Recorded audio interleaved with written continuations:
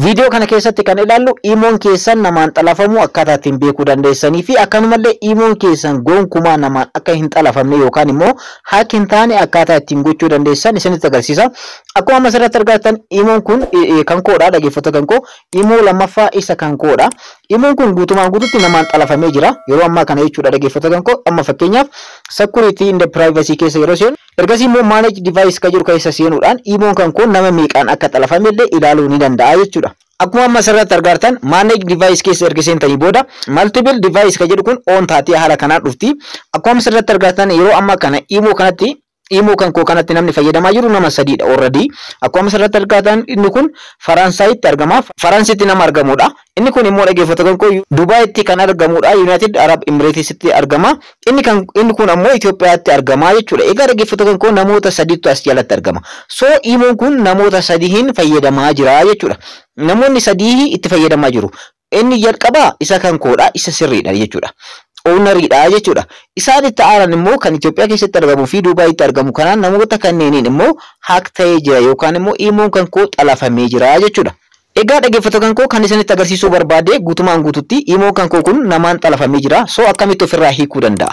Ergasii immoo imoon kan koo akka nama kamiinuu hin xalafamne akkaataa ittiin gochuu dandeessan isinitti agarsiisa. Already hin beekne dhaggeeffattoota kan koo imoon kan koo xalafamuu kan arge profaayilii kan koo kan asirratti argattan akkanumallee maqaa kan koo kan asirratti argamu kana nama kanattu jijjiiree jechuudha. Profaayilii kan koo dhaggeeffattoota kan koo nama kanattu jijjiiree akkanumallee maqaa kan koo jijjiiramee jira. So namaan haak ta'ee jira jechuudha imoon kan koo kun jechuudha.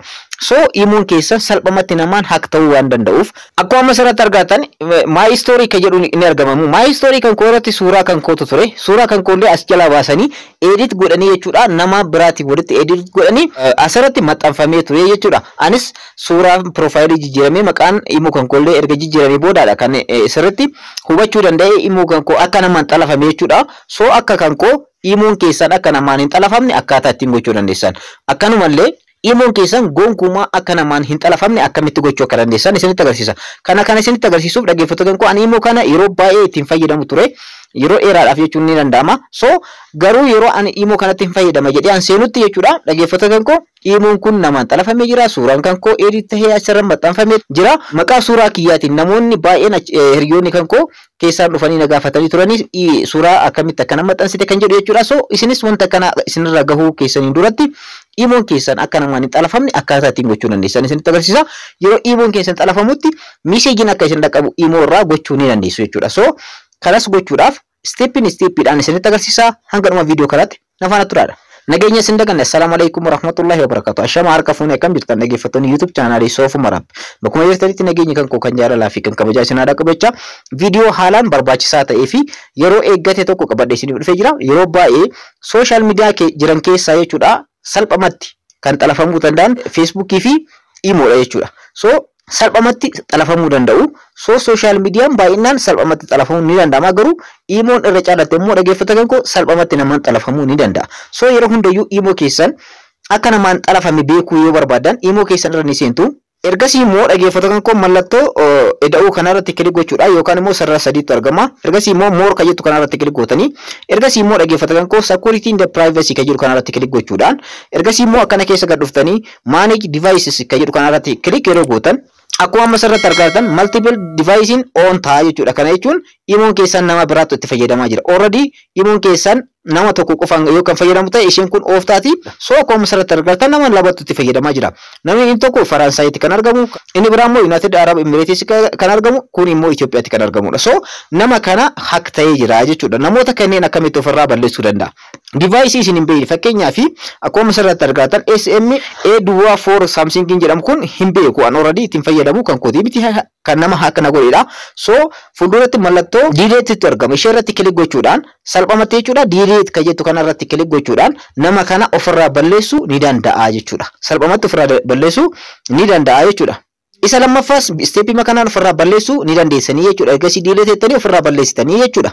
Egaa steepii nama isinitti agarsiise kanaan ofirraa balleessuu ni dandeessan. Egaa dhaggeeffattoota kan koo haala karaan nama isin hakka godhe erga beektanii booda ofirraa balleessuu ni dandeessu. Guutumaan guututti imoon keessan namaan akka hin hatamne yookaan immoo hakki hin taane yookaan akka namni isin xalafne akkamitti gochuu dandeessan.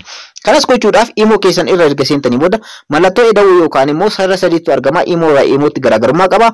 So ishee irratti kilik gootanii ergasii immoo more ka jettu ni argamti ishee irra kilik gochuudhaan ergasii immoo security and privacy ka jettu ni argamti ishee irra kilik gootan ergasii yeroo gasiixan security ka jedhu jalatti passcode ka jedhamu ni argama akkanumallee login protection ka jedhamu ni argama. Login protection fi passcode maalidha garaagarummaan ka jedhu isinitti himu. Passcode jechuun namni kamiyyuu salphamatti cabsee imoo keessan akka ittiin fayyadamneef passcode mataa keessanii yookaan pattern mataa keessanii kan ittiin uummattanidha. Inni biraa immoo login protection ka jedhu kun immoo namni tokko dhufee gara imoo keessanitti yeroo seenutti message akka isin dhaqqabu namni akkana imoo keessan xalafaa jira waan ta'eef jedhee beeksisa akka imoon isiniin gahuuf bakka itti on godhatanidha jechuudha. Isaan lamaan iyyuu on godhannee akkaataa ittiin sirreeffannu isinitti agarsiisa. Jalqaba irratti passcode ka jedhu kanarratti kilik gochuudhaan ergasii immoo akkuma asirratti argattan patternidha kan uumnu yookaan immoo passcodeidha. So patternii kana lakkoofsa goonaa passcode lock ka jedhu jalatti immoo enable ka jettu ni argamti. So ishee irratti kilik gochuudhaan akkuma asirratti argattan passcode bifa kanaan haala kanaan cufnaa jechuudha. Imoo keenya yeroo hundayyuu haala kanaan namni kamiyyuu gara imoo keenyatti yeroo seenu patternii yookaan passcode kana malee seenuu hin danda'u. So enable ka jettu kanarratti kilik gochuudhaan ergasii immoo lakkoofsa mataa keenyaa ni uumnaa jechuudha. Fakkeenyaaf 1140 jedhee jiraani isin kan barbaadanitti fayyadamuu dandeessanii ammas re-enter your passcode ka jedhu ni dhufa. Ergasii immoo lakkoofsuma jalqabatti galchitan san irra deebitanii yeroo itti galchitan salphamatti passcodein keessan on isiniif tahaa jechuudha. Ergasii immoo right jettanii ergasii immoo set up now ka jedhu kanarratti kilik gochuudhaan ergasii immoo akkuma asirratti argattan agree seera kana walii galtanii jechuudha. Privacy seera imoon baase kana face ID kan jedhamu ni jira. Seera kanaaf walii galtee uumuudhaaf bakka kanarratti sanduuqa kana keessatti yookaan bakka duwwaa kana keessa geenkoo kanarratti right gootan.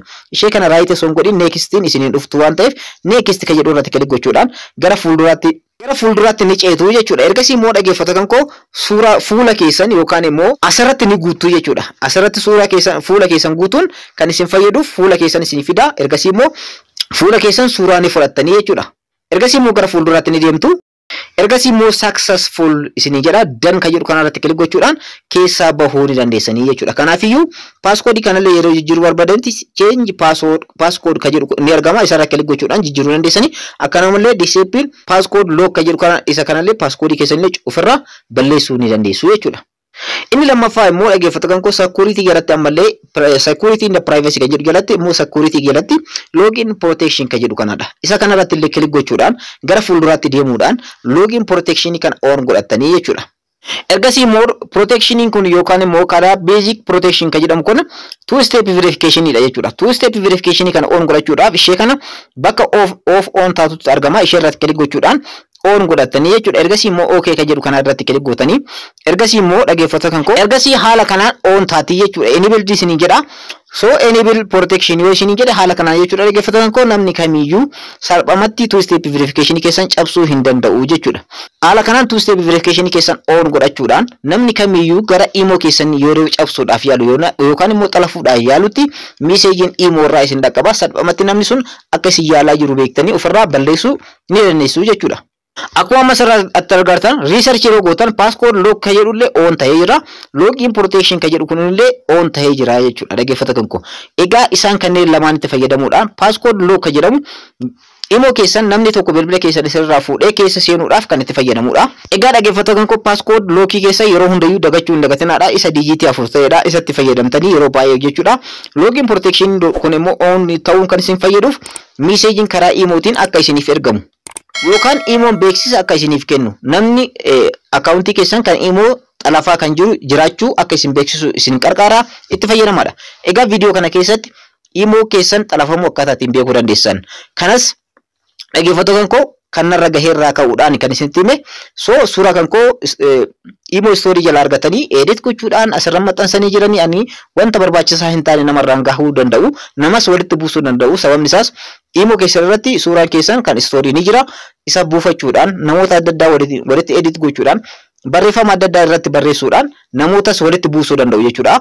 Kanaafiyyuu imoon keessan xalafame taanaan carraan namoota isin jaalatan yookaan namoota isin cinaa jiran wajjin wal dhabuullee ni uumama. Sababni isaas suuraa keessan san imo story jalaa ni argatu. Ergasii immoo suuraa san walitti edit gochuudhaan namootaan gahu namoonni immoo faallaa wanta san akka ta'etti ilaalu waan ta'eef of eeggannoo gochuun murteessaadha. Viidiyoo kana keessatti akkaataa ittiin Imo yoo xalafame ofirraa hiikuu dandeessan, akkanumallee Imo xalafamu akkaataa ittiin beekuu dandeessan, akkanumallee gonkumaa Imo keessan akka hin xalafamne akkaataa ittiin gochuu dandeessan isinitti agarsiisee jira. Akka irraa fayyadamtan, akka itti fayyadamtan abdiin qaba. Warroonni YouTube channel kanaaf haarawaa taatan immoo subscribe godhaa, viidiyoo kana like godhaa. Yeroo biraa viidiyoo biraatiin walitti deemna. Hora bulaa.